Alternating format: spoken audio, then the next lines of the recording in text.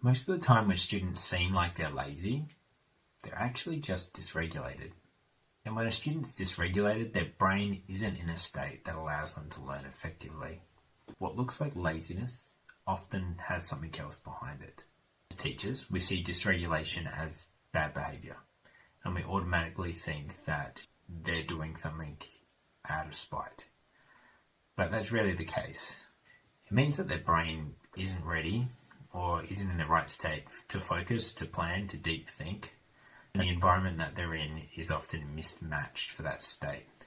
So instead of asking them, why aren't you trying, or why aren't you paying attention, or if you've asked them 3 or 4 times to get back on task and they're not, we need to start thinking, what state is their brain actually in right now? Are they in a state that's ready to learn? Dysregulation comes in many different forms, and one of the biggest causes of dysregulation is sleep. So teenagers need around 8 to 10 hours of sleep every night, and if they're not getting that, in fact most of them aren't getting that, 70% of high school students get less than 8 hours sleeps on school nights. So 7 out of 10 kids in your class aren't sleeping enough. So when the day draws on and students are starting to show different behaviours, probably because they're tired most of the time. And when a student is sleep deprived, their brain just doesn't feel tired. It shifts into survival mode. Their attention drops, their emotional regulation becomes harder, hormones become even more unstable, which are already heightened during adolescence. So if a student is exhausted, their brain isn't really refusing to learn. It physically can't function the way that it's meant to, or the level that we're expecting. Another major factor that students have to put up with is stress. When a student's stressed, their body releases cortisol. And when cortisol stays elevated in the brain struggles to relax. So to get them into a relaxed state so that they can access the different networks of their brain is quite important.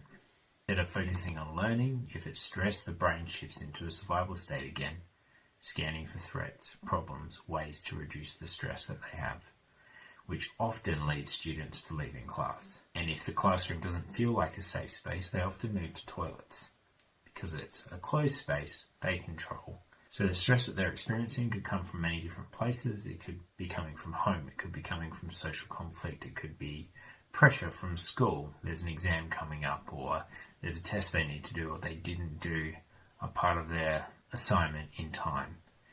If that stress isn't addressed, and if the student doesn't feel safe, they'll just remain stuck in that dysregulated state. And then good luck at getting them to finish that assignment, to finish that test, because they just won't feel up to it. A brain that is in survival mode can't go into deep learning. School workload is another big one when it comes to dysregulating a brain. You have to set the work balance to the right level for the student. If the work is too hard, then the student sees that as a threat. The brain goes into survival mode. The student starts thinking, well, what if I fail this assignment? Or what if I put my hand up and I say something stupid and I look dumb? What if I embarrass myself? Remember, social connection for teenagers is very important. What we might see as a simple mistake and not really a big threat, they see as a very big issue. Instead of engaging, they shut down or they act out. The same sort of thing happens though if the work's too easy. If there's no challenge for students, then their brain doesn't activate properly. Students disengage, they drift off, or they switch into autopilot. And here's the key: students with work that's too hard often look the same as work that's too easy. So the only way to really know is to ask the student whether the work's too hard or the work's too easy. You can't guess because you won't see it. Finally, we have social and emotional factors that go into dysregulated students. So during adolescence, peer relationships become incredibly important. They're often more important than teachers and sometimes more important than parents as well, which is why as your teenager grows, they often don't listen to you anymore, or they'll only listen to little bits and pieces.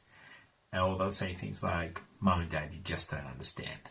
Students are also constantly thinking about how they're perceived by others. Social media just adds to that pressure. So that social pressure doesn't stop in the classroom, it follows them everywhere that they go. And if a student's asked to take a risk, answer a question, try something new, they're not just thinking about getting it right, they're thinking, what if I embarrass myself? And if mobile phones are present, what if this gets shared? And what if this is stuck online and people make fun of me for a long, long time?